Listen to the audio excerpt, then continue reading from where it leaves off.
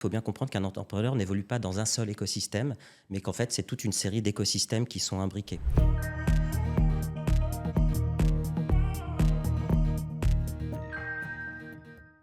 Bonjour Stéphane Rouelan. Bonjour Nadège. Vous êtes fondateur et animateur de plusieurs tiers-lieux. Vous êtes également cofondateur et président de l'association Entrepreneurs en Évolution, une association dédiée à promouvoir l'esprit d'entreprise. Et en plus de ça, vous êtes fondateur et directeur de Provaltis, un écosystème dédié à la réussite des entrepreneurs qui allie flexibilité, accompagnement et communauté. C'est bien ça? C'est tout à fait ça. Pour commencer, Stéphane, est-ce que vous pourriez définir pour nous ce qu'est un écosystème entrepreneurial?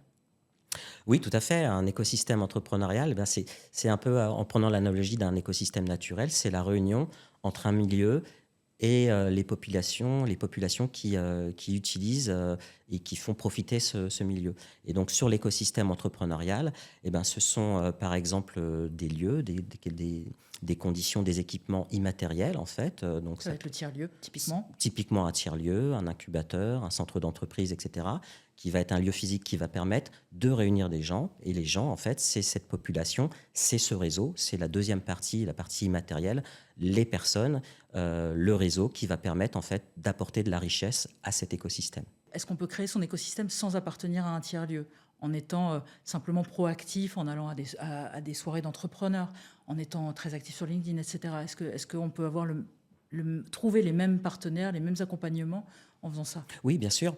En fait, le tiers-lieu n'est qu'un moyen supplémentaire en fait, de pouvoir arriver et quelque chose qui permette de faciliter. C'est un mode de fonctionnement aussi qui va à certaines personnes et pas à d'autres. Mais on peut envisager tout à fait de travailler chez soi ou d'être très nomade sur un territoire, de ne pas être attaché à un lieu particulier et de se construire son réseau. Nous, on a mis en place en fait notre écosystème Provaltis en fait repose sur 3 tiers-lieux physiques différents, mais on a aussi créé une communauté virtuelle qui s'appelle La Commu, où on a aujourd'hui 200 entrepreneurs en fait qui sont pas forcément amenés à se rencontrer physiquement, mais du coup qui ont un espace virtuel, un espèce de réseau social qui leur est dédié, où ils vont pouvoir en fait créer toutes ces opportunités, créer tous ces liens entre eux et donc pouvoir en fait progresser ensemble. Quels sont les principaux bénéfices qu'un entrepreneur ou une entrepreneuse peut retirer lorsqu'il ou elle se bâtit un écosystème solide? Alors, les bénéfices, ils sont multiples et je pense qu'il faut se rattacher aux besoins classiques d'un entrepreneur. Euh, je pense qu'il y a à peu près 4 types de bénéfices que peut apporter un écosystème. Le premier, c'est le besoin matériel. C'est le plus évident, hein. Il peut être d'apporter un bureau, une chaise, une connexion Internet, une imprimante, etc. Et là, l'intérêt de l'écosystème, et notamment des tiers-lieux, c'est la mutualisation de tout ça. C'est notamment tous ces endroits-là permettent en fait d'offrir à des entrepreneurs, à des petits entrepreneurs qui ont peu de moyens, Des facilités matérielles. des facilités matérielles qui sont mutualisées et qui sont mis à disposition à faible coût. Et ce qui fait en fait que ces petits entrepreneurs peuvent disposer quasiment des mêmes moyens finalement qu'une grosse entreprise ou qu'un grand groupe qui peut se payer lui-même ses propres moyens. Donc ça, c'est le premier niveau très, très matériel. Le deuxième niveau, c'est tout ce qui va lui permettre, en fait, c'est le business, en fait. Ce qui intéresse un entrepreneur, c'est le business. Donc les Euh, clients, donc c'est ça, les c'est partenaires. les clients, les partenaires, les prestataires, parce qu'on ne fait rien tout seul et qu'on a toujours besoin d'avoir un prestataire pour pouvoir aider à produire nos services ou nos produits. Donc c'est vraiment de la mise en relation entre acteurs qui va permettre en fait à l'entrepreneur de satisfaire sa promesse auprès de ses clients. Donc c'est cette première mise en relation. Le troisième, et il est souvent négligé, mais il est hyper important, et ça j'y tiens vraiment, c'est le lien social en fait. Le lien social parce que en fait, un bon entrepreneur est un entrepreneur qui est bien dans sa tête. Donc on peut être très performant pendant un certain temps, générer du chiffre d'affaires, etc. Mais parce qu'on est tout seul, on se flétrit et on ne se nourrit pas, etc. C'est-à-dire Et en on fait, manque potentiellement au bout d'un moment de souffle, d'idées peut-être. oui, c'est ça. Mais avant même les idées, le souffle et la montée en compétence, il y a vraiment purement le lien social et la convivialité. C'est tout simple, mais Nadège, je pense que vous pensez que votre café, il est meilleur si vous le prenez avec un ami, un collègue de bureau, etc., que si vous le prenez tout seul dans votre coin. Eh ben, C'est sûr. c'est exactement ça. Je vous donne juste une petite anecdote. Moi, quand j'ai commencé l'entrepreneuriat, j'ai commencé tout seul dans une chambre entre ma cuisine et mes toilettes, en fait. Et il se trouve en plus que dans mon business, le seul commercial que j'avais à faire, c'était de répondre à des appels d'offres publics. Donc en fait, j'avais pas de démarchage commercial, etc. Et ben, vous allez rire, mais en fait, moi, le jour où j'avais une lettre à aller poster à la poste, j'étais super content parce que ça me permettait de rencontrer du monde. Donc quand on en est Et arrivé de dire là, bonjour à quelqu'un. et de dire bonjour à quelqu'un. Et c'est aussi simple que ça. Et ça n'aurait pas pu durer, ça a duré 1 an. Et vite fait, alors que j'aurais pu continuer à travailler tout seul, vite fait, je suis parti dans un centre d'entreprise pour ne plus être tout seul et simplement avoir des voisins de bureau, en fait. Voilà. Donc ça, c'est vraiment, ça c'est le troisième aspect. Et puis, il y a un autre aspect qui est hyper important, du coup, c'est qu'est-ce qu'on fait de ces contacts. Et c'est ce que vous disiez, en fait, pour moi, c'est l'intelligence collective. C'est en fait, tout seul, on peut avoir ses idées, mais quand on les confronte pas, on ne sait pas trop ce qu'elles valent. Et puis surtout, quand on est tout seul, on bénéficie pas des idées des autres. Et dans un écosystème qui est bien fait, On euh, échange. on échange. Et du coup, alors les échanges, ils peuvent se faire de manière très informelle. Encore une fois, devant la machine à café, lors d'un repas, lors d'une séance de sport, s'il y a une salle de sport, comme c'est le cas chez nous, de manière, ça peut être très informel, ou ça peut être construit, animé, et c'est là aussi où est la valeur des tiers-lieux, des espaces de coworking, c'est qu'en fait, c'est que vous pouvez concevoir des animations comme des ateliers de co-développement, des masterminds, où là, vous allez permettre aux gens de se réunir, de travailler ensemble, d'échanger des idées. Et là, l'intérêt de l'écosystème, et notamment des tiers-lieux, c'est la mutualisation de tout ça. Concrètement, quelles sont les premières démarches à effectuer? Quelles structures on contacte? Comment on fait? Alors, votre question est intéressante, mais j'ai pas une réponse unique. Je pense pas avoir une réponse unique. En fait, chaque individu est différent. Il va agir en fonction de sa sensibilité, pardon, et aussi de ce qu'il a à disposition sur son territoire, hein. On l'a vu, les conditions ne sont pas les mêmes.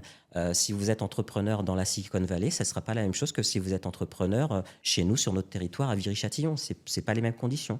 Sans jugement de valeur, il n'y a pas de hiérarchie, mais les conditions ne sont pas les mêmes, donc les démarches à faire ne sont pas les mêmes. Euh, pour moi, ce qui est commun, et la première chose et la première des qualités d'un entrepreneur, c'est de pouvoir s'ouvrir aux autres et de se créer des opportunités.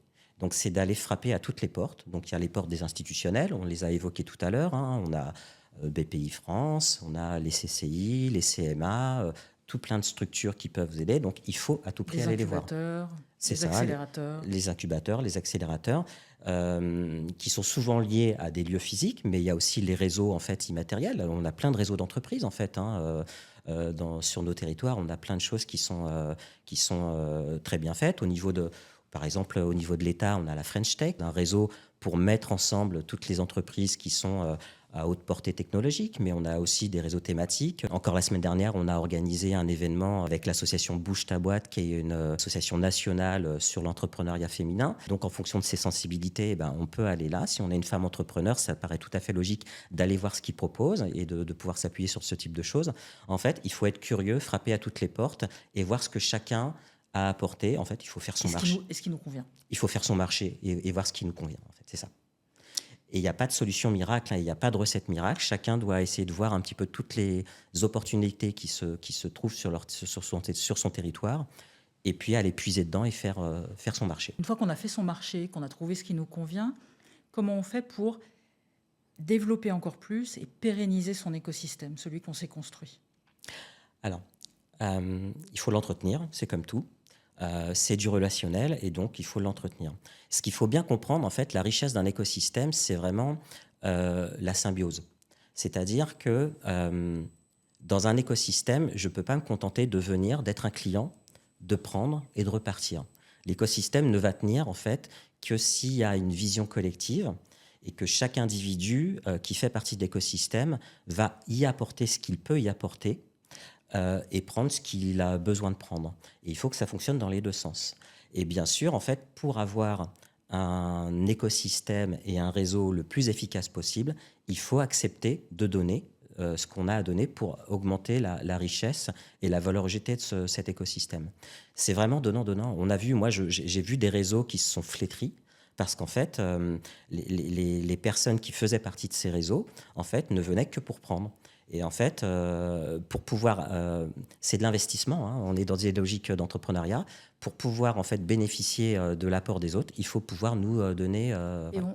on donne quoi concrètement? On donne des conseils? Alors c'est ça, en fait, en fait, on peut donner tout en fonction de ses besoins et de ses compétences. Donc, ça peut être simplement du conseil, de la bonne pratique. Tiens, je te vois galérer, toi, tu fais encore tes factures sur Excel, mais t'as pas de CRM, t'as pas mis en place un logiciel. Regarde, moi, ce que j'utilise, moi, je le vois au quotidien, ce type de choses. C'est de la bonne pratique, du conseil.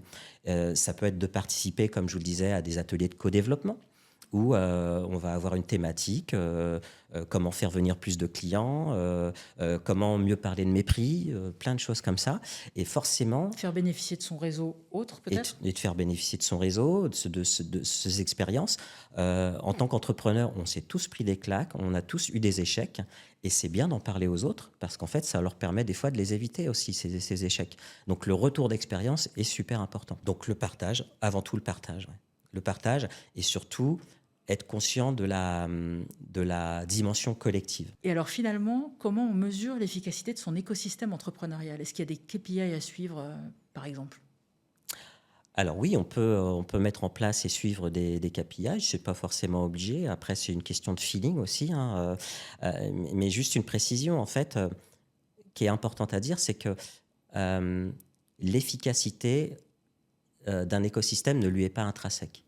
C'est-à-dire qu'un écosystème va être hyper efficace pour vous et il ne le sera pas pour moi. Oui. Parce qu'en fait, c'est vraiment, c'est ce que je disais tout à l'heure, c'est vraiment la réunion, c'est une symbiose entre un individu et un milieu. Et du coup, le milieu qui sera bon pour vous ne sera pas forcément bon pour moi. Donc, Et alors comment on mesure ça? alors, on le mesure tout simplement en se posant la question de savoir si, en fait, l'environnement dans lequel on est, donc cet écosystème, le réseau qu'on a construit autour de nous, etc., nous apporte les solutions à nos problèmes, en fait. C'est tout simplement ça. Donc, en fait, il faut se ramener à ses propres objectifs d'entrepreneur, objectif qui peut être de développer son CA, d'être plus efficace, de gagner plus de temps, d'être mieux dans sa vie, de mieux combiner sa vie perso avec sa vie pro, et de voir si l'environnement dans lequel il évolue, les personnes qui sont autour de nous, le réseau qu'on a construit autour de nous apportent des solutions par rapport aux problématiques qui se posent à nous quotidiennement. Donc, est-ce qu'on peut les mesurer? Effectivement, on peut mettre en place, mais en fait, ce sont les KPI de tout entrepreneur, en fait. Et c'est simplement de voir, a priori, moi je dirais que de toute façon, si un entrepreneur n'atteint pas ses objectifs de manière globale, c'est qu'il n'est pas dans le bon écosystème. Tout simplement. Tout simplement. Merci beaucoup, Stéphane Ruelland. Merci Nadège. Merci beaucoup de nous avoir suivis. On se retrouve très bientôt pour un nouvel épisode de Mieux, le podcast sur le monde du travail et l'expérience collaborateur.